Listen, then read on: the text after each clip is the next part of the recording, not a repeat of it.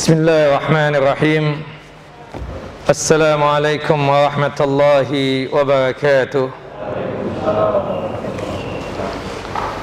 Alhamdulillah alladzi bi ni'matihi tatimmu shalihat wa usalli wa usallim ala nabiyil karim Muhammad bin Abdullah wa ala alihi wa sahbihi wa man tabi'ahu ila yaumiddin. ولقد قال الله تعالى في محكم التنزيل شهر رمضان الذي أنزل فيه القرآن هدى للناس وبينات من الهدى والفرقان فمن شهد منكم الشهر فليصم. وقال النبي صلى الله عليه وسلم من حديث أبي هريرة رضي الله عنه من صام رمضان إيمانا واحتسابا غفر له ما تقدم من ذنبه. وقال النبي صلى الله عليه وسلم من حديث سهل بن سعد إن في الجنة بابا يقال له الريان يدخل منه الصائمون يوم القيامة لا يدخل منه أحد غيرهم يقال أين الصائمون فيقومون لا يدخل منه أحد غيرهم فإذا دخلوا أغلق فلم يدخل منه أحد. أما بعد فإن أصدق الحديث كتاب الله وخير الهدى هدى محمد صلى الله عليه وسلم وشر الأمور محدثاتها وكل محدثة بدعة وكل بدعة ضلالة wa kulla dhalatin finnar.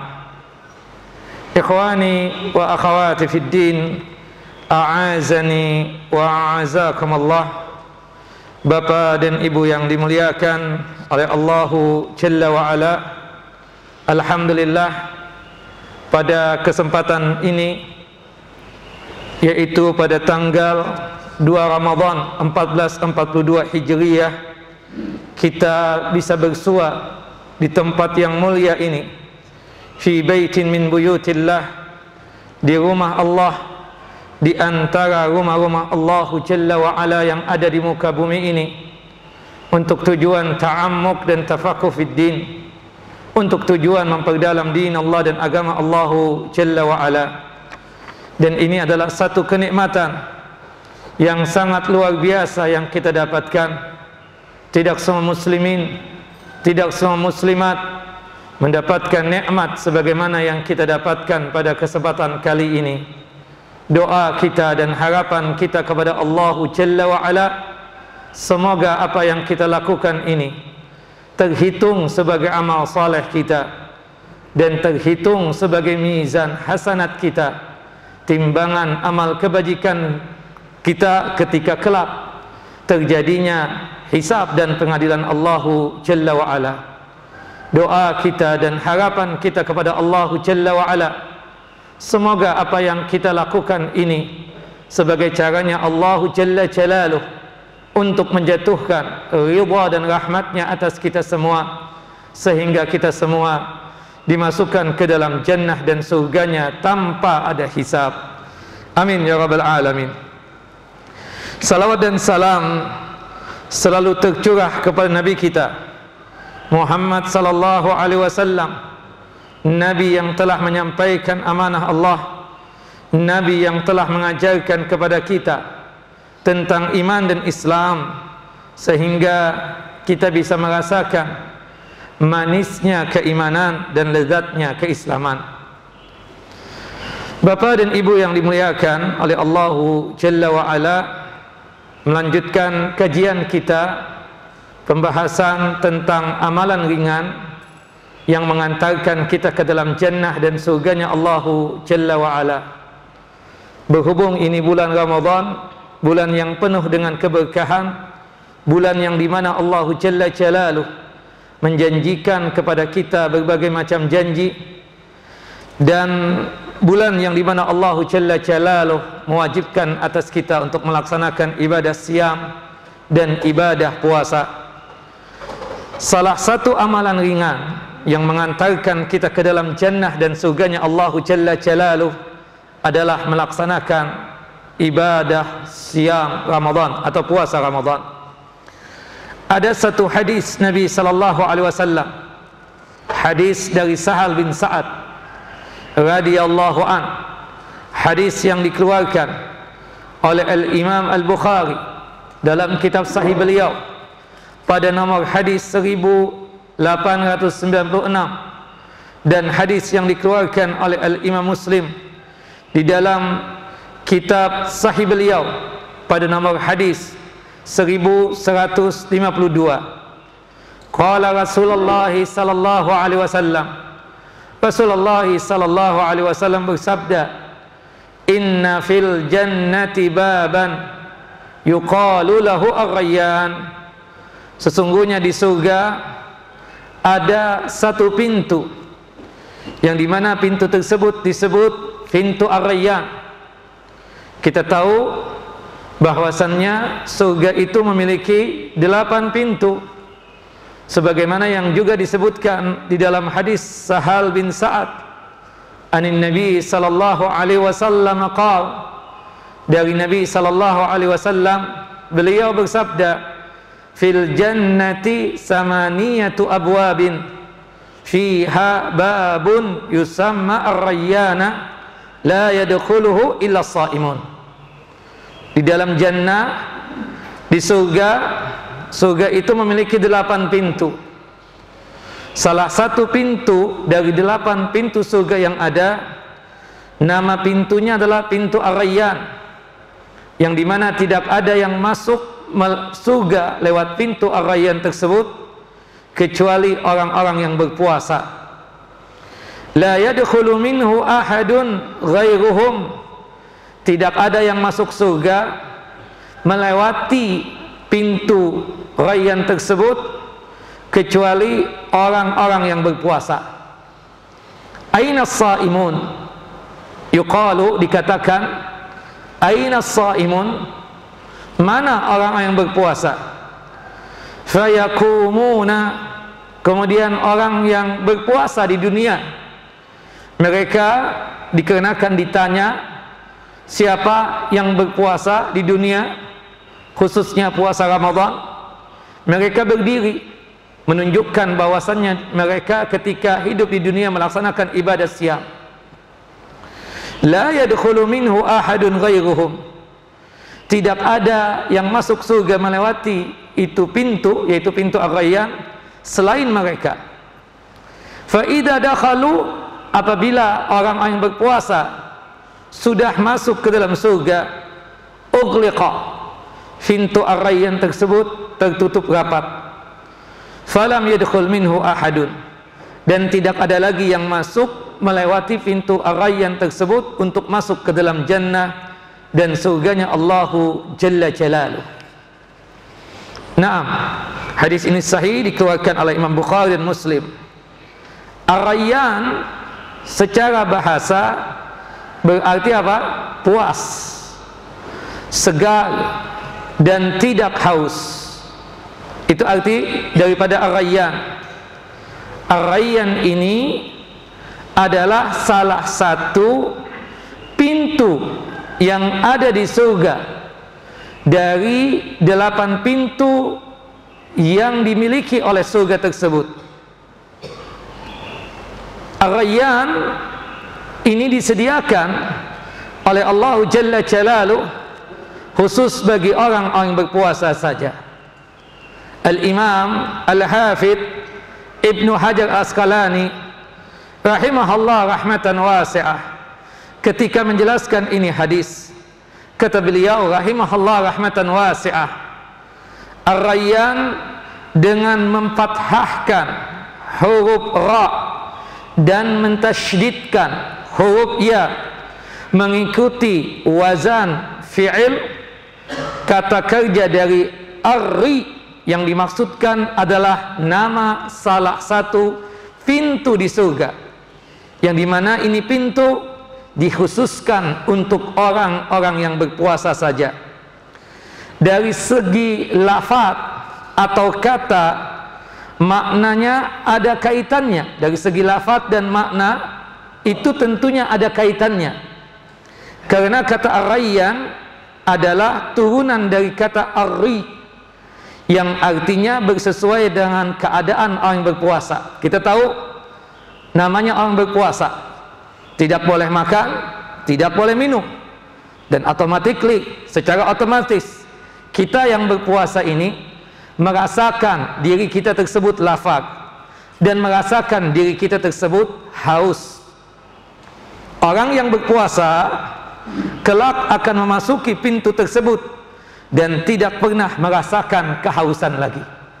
Subhanallah, ini salah satu janjinya Allahu Jalla Jalaluh melalui lisan Nabi kita Muhammad sallallahu alaihi wasallam, yang berpuasa ini sebagai caranya Allahu Jalla wa Ala untuk memberikan rahmat dan ridhonya kepada mereka yang berpuasa tersebut, yaitu jaminan surga untuk orang-orang yang berpuasa tersebut. Lebih daripada itu, kita tahu bahwasannya orang yang berpuasa tersebut itu pahalanya luar biasa besarnya.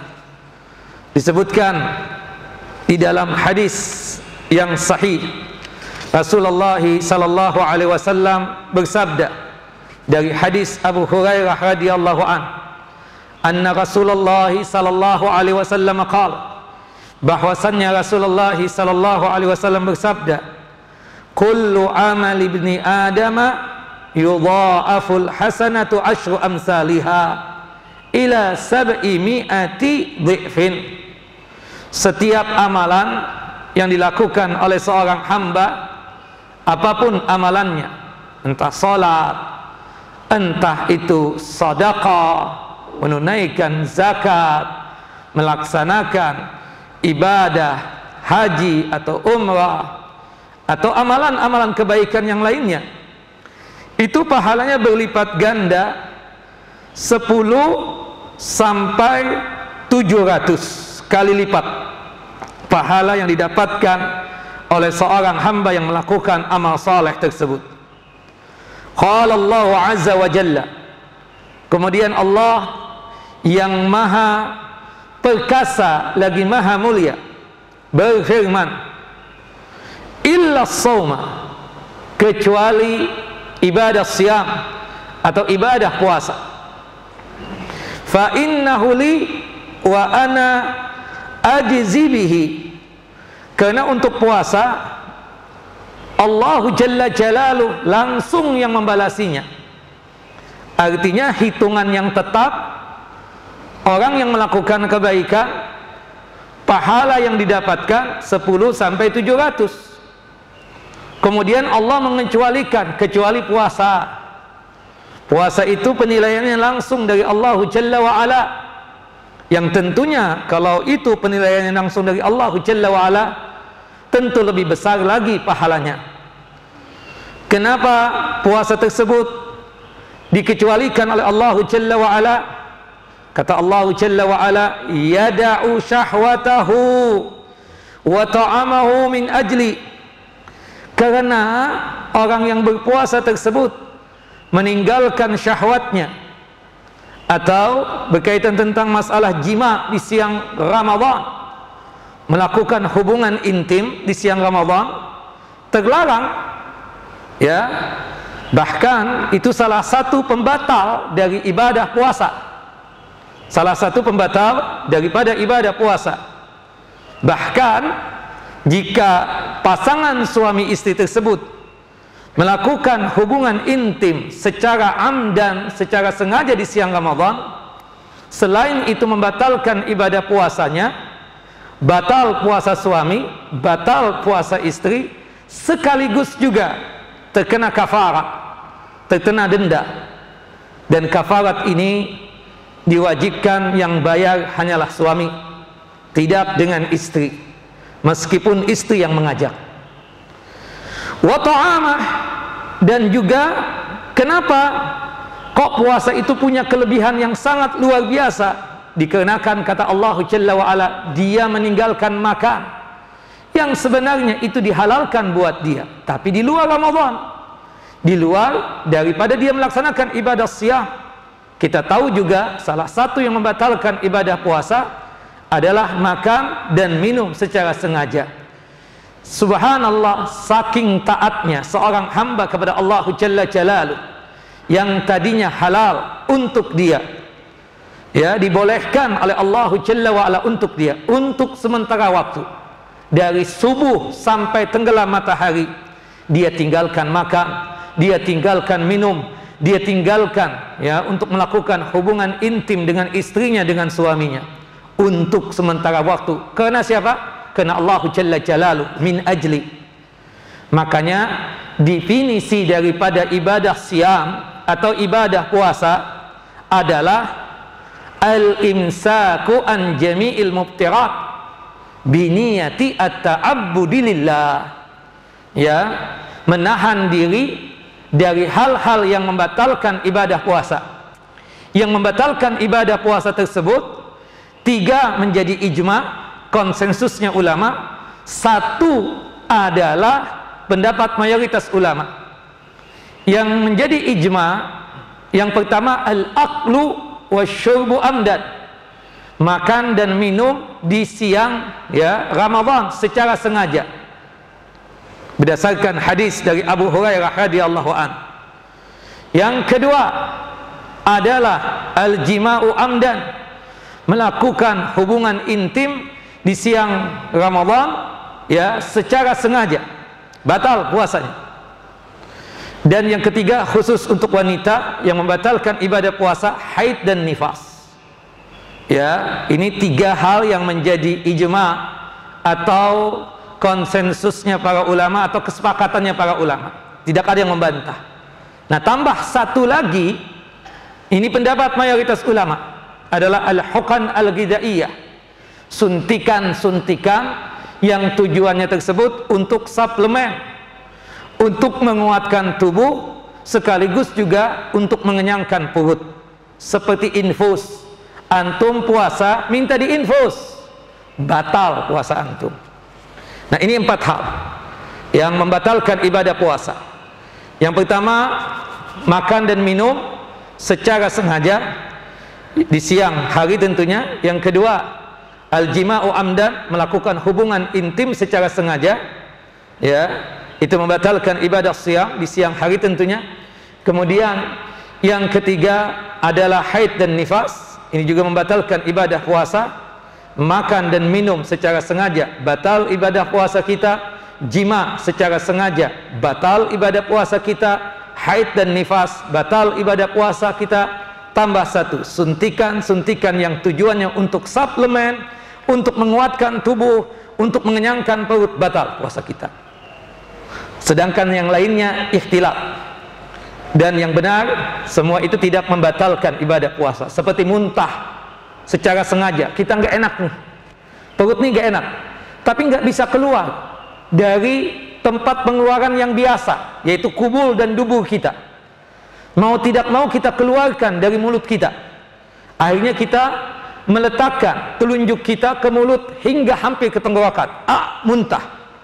Batalkah puasanya? Ada dua pendapat. Pendapat yang pertama mengatakan batal, berdasarkan hadis dari Abu Hurairah radhiyallahu an, man istaqa amdan falyaqdi, barang siapa yang muntah secara sengaja, maka hendaknya dia mengqadha, membayarnya. Artinya batal puasanya. Tapi sayangnya ini hadis dhaif, tidak bisa dijadikan sebagai hujjah, karena hujjah kita dalam beramal dan beribadah adalah hadis sahih atau hadis yang derajatnya hasan. Nah, pendapat yang kedua yang terasa lebih benar, dan tentunya inilah yang rajih, yaitu muntah secara sengaja tidak membatalkan ibadah siam atau ibadah puasa kita. Selain hadis yang menerangkan tentang masalah itu dhaif, tidak bisa dijadikan sebagai hujjah. Yang menjadi tolak ukur berkaitan tentang masalah membatalkan ibadah puasa, ma dakhala, apa yang masuk ke mulut, yang ke tenggorokan, ya, apa yang masuk ke tenggorokan, bukan apa yang keluar, bukan apa yang keluar. Jadi muntah secara sengaja tidak membatalkan ibadah puasa kita. Ini tambahan. sudah dibahas oleh ustadz-ustadz kita sebelumnya. Nah, saya ingin menegaskan, kita meninggalkan makan, kita meninggalkan minum di siang Ramadan, ya, meninggalkan hubungan intim dengan istri, dengan suami kita, ya.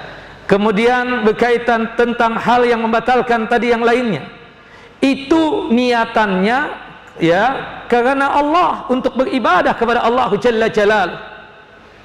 Kita tidak makan, tidak minum, tidak boleh kita tersebut niatan untuk mendapatkan dunia.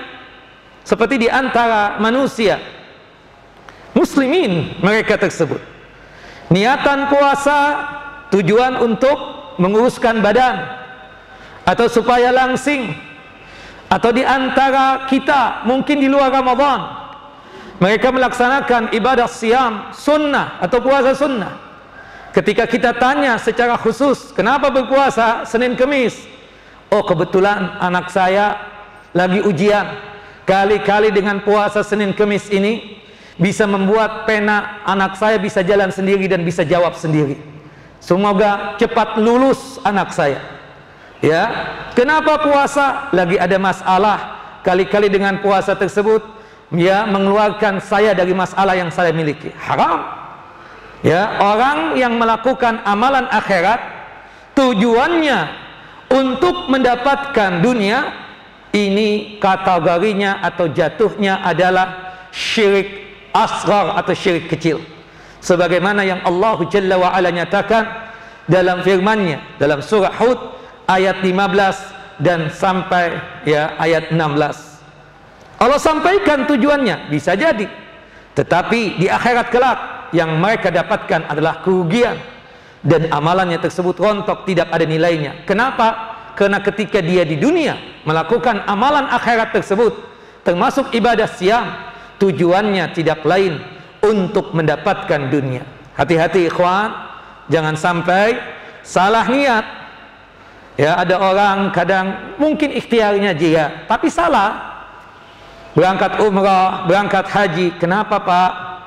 Ya, berhubung kita sudah berumah tangga 10 tahun belum dapat anak, kali-kali dengan haji, dengan umrah bisa dapat anak. Ya, karena keinginan itu tadi, dunia kan, seperti itu.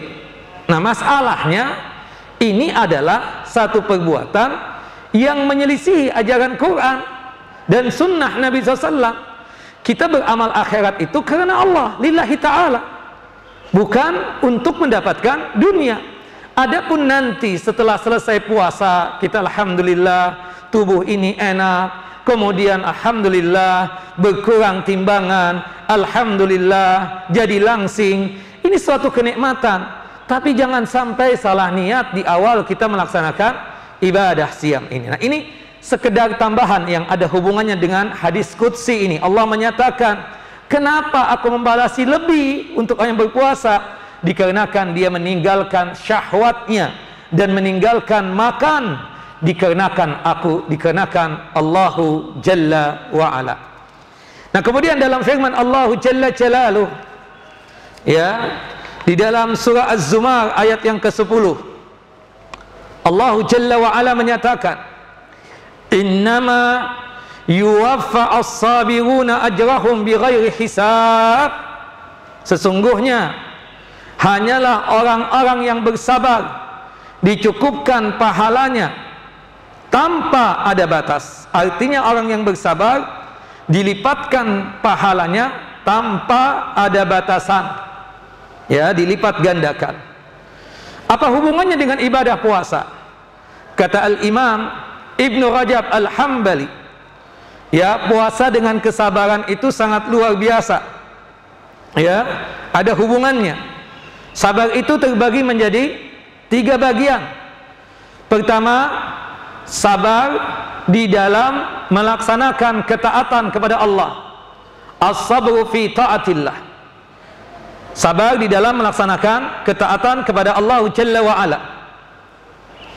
Seperti melaksanakan salat, menunaikan zakat, melaksanakan puasa. Subhanallah, melaksanakan ibadah salat, kita katakan ini kena ketaatan kita kepada Allah. Mungkin sebagian orang merasa ini capek, lelah, termasuk berpuasa, lapar, haus, dahaga, ya, termasuk ibadah haji, ya, selain mengeluarkan fulus, harta, sekaligus juga mencurahkan tenaga. Tapi berhubung ini ketaatan kepada Allah, kita harus sabar menjalankannya. Busana muslimah, berjilbab, ya, itu gerah, ya. Sebagian orang kenapa tidak mau berjilbab, itu perempuan, karena merasa seperti itu. Nah, tapi ini kesabaran ibu-ibu, akhwat, kesabaran di dalam menjalankan ketaatan kepada Allah Jalla Jalaluh. Subhanallah, menunaikan zakat, tidak semua orang sanggup untuk menunaikan zakat, kecuali orang-orang yang betul-betul mendapatkan hidayah dan bimbingan Allah Jalla Jalaluh. Orang kadang mengumpulkan harta karena dia yang mendapatkan itu dengan jalur kerja keras misalnya, sehingga membuat dia tersebut susah untuk mengeluarkan zakat yang Allah Jalla wa'ala wajibkan atasnya. Maka di situ kesabaran betul-betul diuji. Makanya sabar yang pertama adalah sabar di dalam ketaatan kepada Allah Jalla wa'ala. Yang kedua, as-sabru an ma'siyatillah, sabar untuk meninggalkan maksiat. Kita tahu jiwa kita ini la'ammaratun bisu', selalu memerintahkan kita ini kepada keburukan.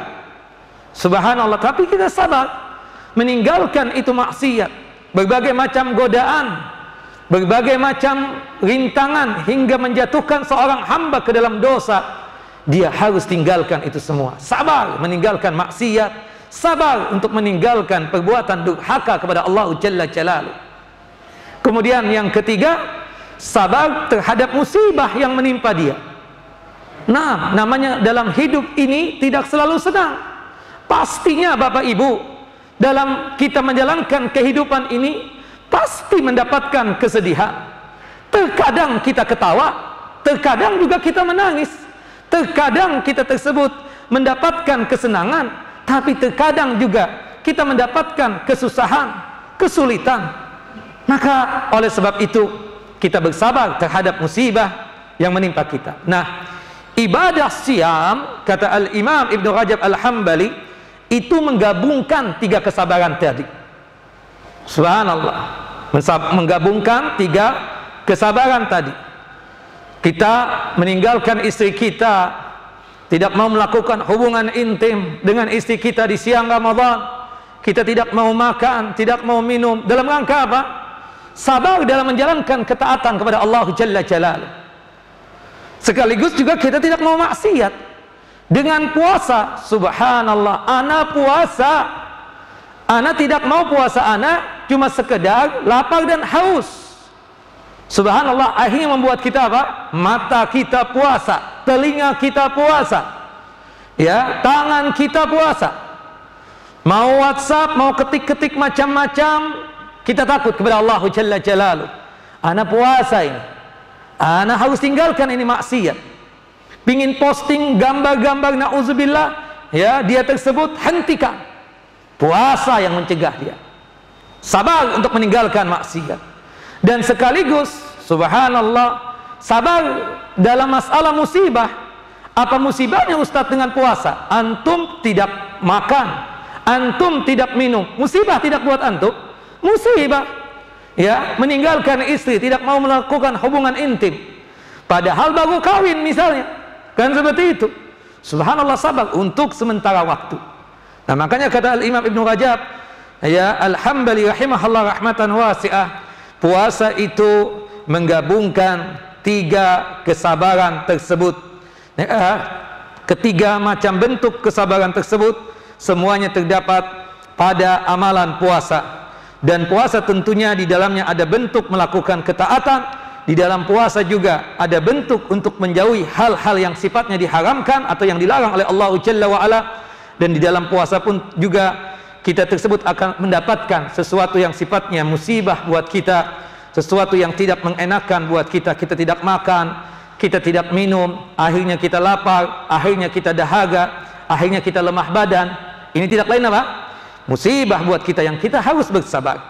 Nah, itulah mengapa puasa itu bisa meraih pahala yang tak terhingga, yang sebagaimana, ya, kesabaran, sebagaimana seseorang yang sabar. Orang yang sabar itu pahalanya besar, termasuk ibadah siam dan ibadah puasa tersebut, ya, menggabungkan 3 kesabaran. Maka oleh sebab itu amalan puasa bisa meraih pahala yang luar biasa, tak terhingga, unlimited, tidak terbatas, sebagaimana amalan sabar. Seperti itu. Baik. Kemudian selanjutnya, ikhwan wa akhawati fid din, a'azani wa azakumullah, ya. Ibadah siam, ibadah puasa juga punya nilai yang sangat luar biasa di sisi Allahu Jalla wa Ala. Khusus di bulan Ramadan ini, ya. Allahu Jalla Jalalu memberikan kepada kita berbagai macam kebaikan dan kebajikan. Di antara kebaikan yang kita dapatkan di bulan Ramadan ini, yang membuat kita tersebut mudah untuk melakukan amal saleh, mudah untuk melakukan ibadah, adalah dikarenakan syaitan dibelenggu oleh Allahu Jalla Jalalu. Ya, kata-kata terbelenggunya syaitan, terantainya syaitan, itu ada 3 pemahaman dari kalangan para ulama. Kita bacakan dulu hadisnya. Hadis dari Abu Hurairah radhiyallahu an. Ya. Qala Rasulullah sallallahu alaihi wasallam, Rasulullah sallallahu alaihi wasallam bersabda, "Idza jaa Ramadan futihat abwabul jannah wa ghuliqat abwabun nar wa syufidatis syayatin." Dalam riwayat yang lain, ya, ini hadis Bukhari Muslim, ada hadis yang dikeluarkan oleh Al-Imam At-Tirmidzi dan juga oleh Al-Imam Ibnu Majah. Idza jaa awwalu lailatin min Ramadan sufidatis syayatin wa futihat abwabul jannah wa ghuliqat abwabun nar. Apabila datang malam yang pertama dari bulan Ramadan, Allahu Jalla Jalaluh membuka lebar-lebar pintu surga yang berjumlah 8 dan menutup rapat-rapat pintu neraka yang berjumlah 7 dan membelenggu syaitan, merantai syaitan. Nah, yang kita ingin garis bawahi di sini, terbelenggunya syaitan, terantainya syaitan. Ada 3 pemahaman. Ada yang memahami terbelenggunya syaitan, terantainya syaitan secara hakikatnya memang seperti itu. Artinya, mafhumnya, syaitan selama Ramadan tidak beraktivitas untuk menggoda manusia, atau tidak melakukan pekerjaannya untuk menjatuhkan manusia ke dalam kubangan dosa. Kemudian kita tanya yang mengatakan pendapat yang pertama ini, lalu yang kita lihat sekarang di bulan Ramadan, ternyata masih ada orang kafir, ternyata masih ada orang yang melakukan maksiat, ternyata masih ada yang melakukan perbuatan dosa. Siapa itu yang menggoda?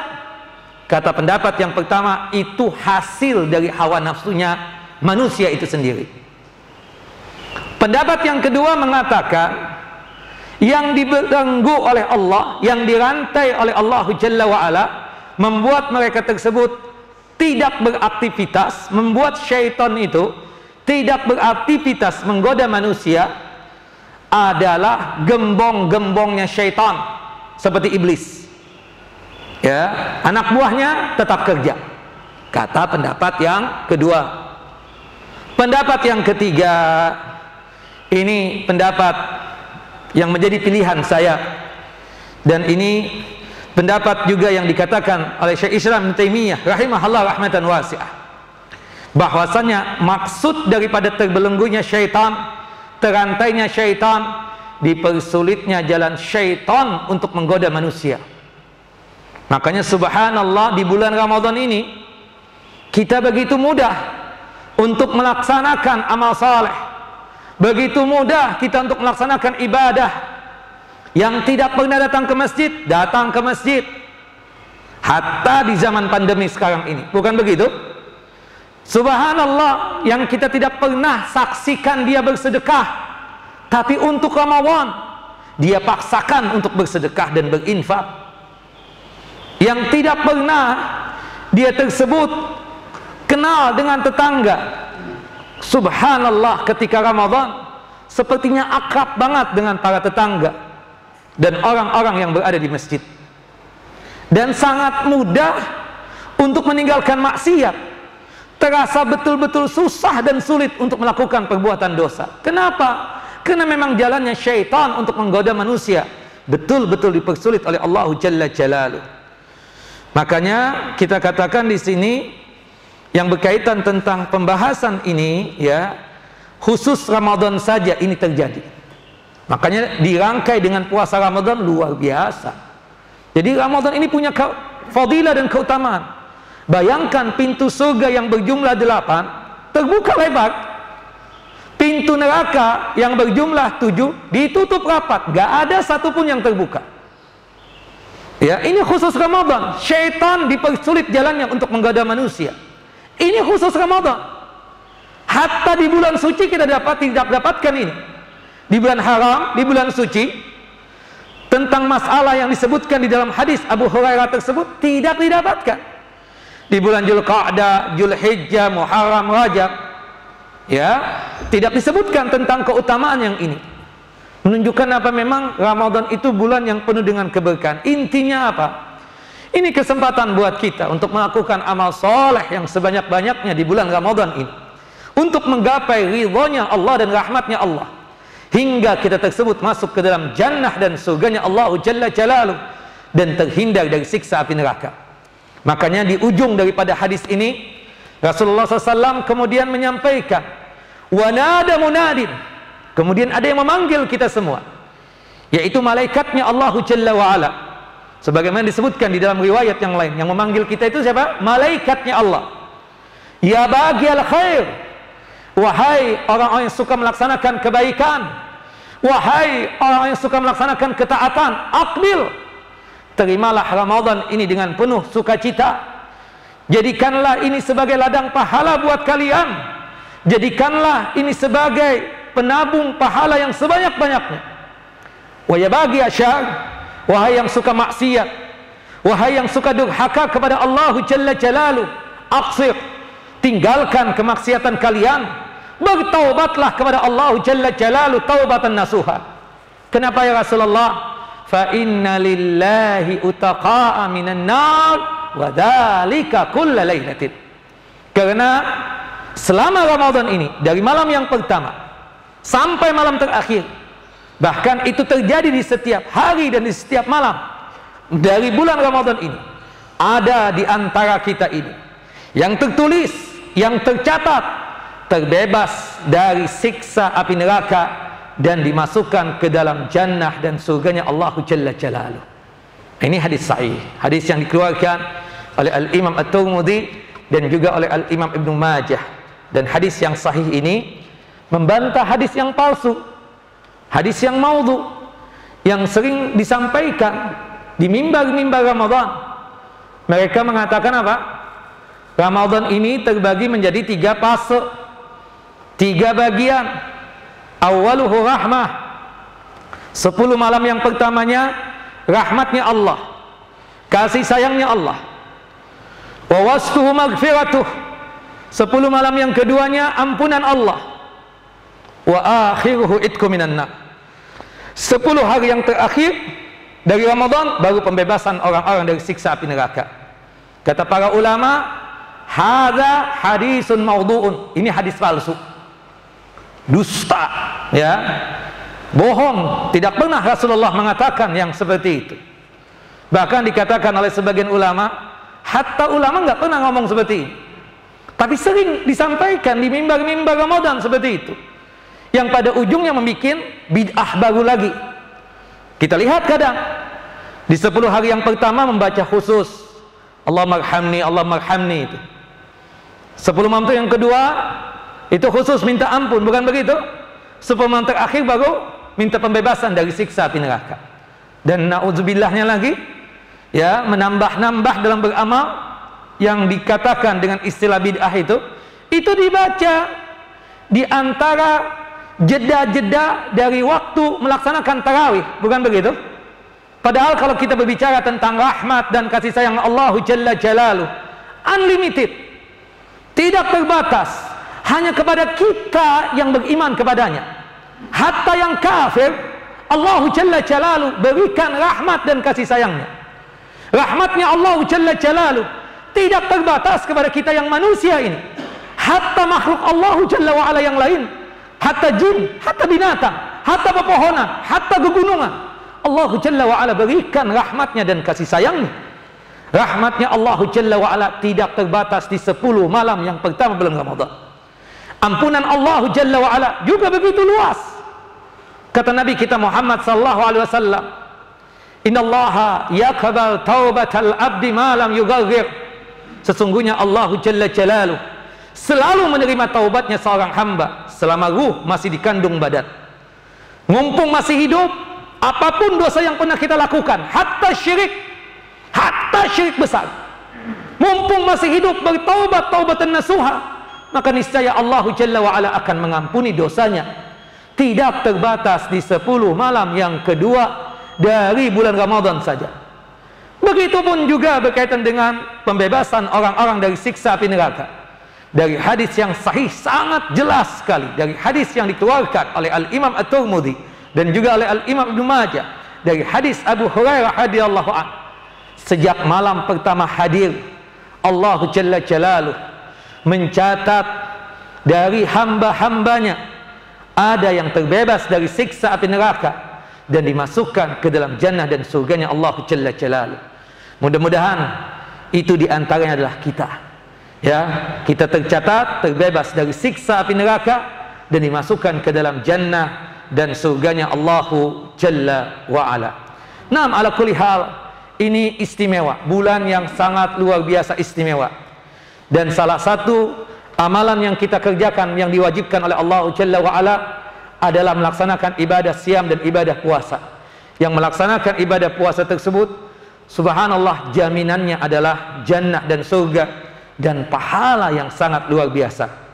Ikhwan wa akhawati fid din, a'azani wa azakumullah. Jadikan Ramadan yang kita dapatkan sekarang ini Ramadan yang betul-betul the best buat kita.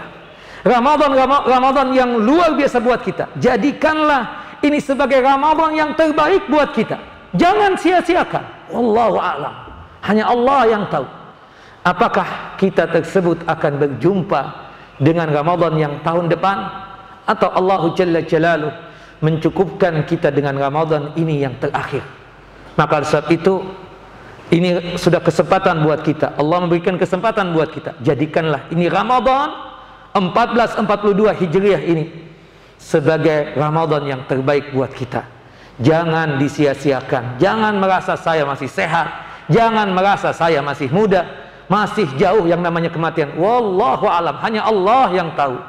Yang jelas ini kesempatan buat kita untuk menjadikan ini Ramadan yang terbaik buat kita untuk melaksanakan ketaatan dan melaksanakan amal saleh.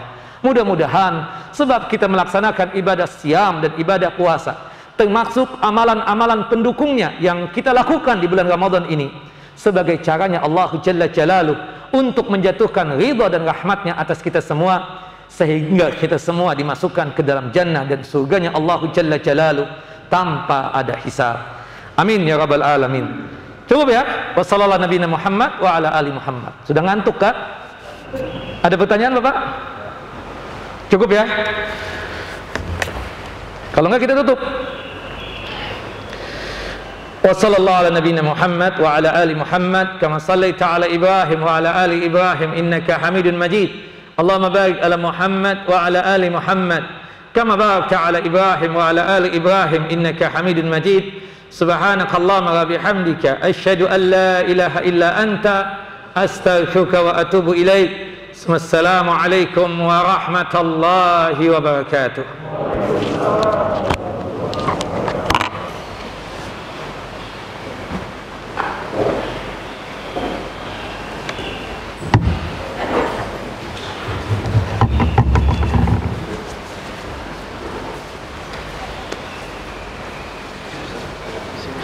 Hah?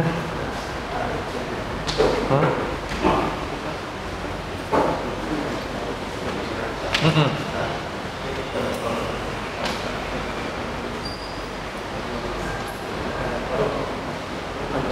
kalau Sabtu Ahad anu dijadwal. Oh bisa. Boleh, nggak apa-apa kalau selain hari selain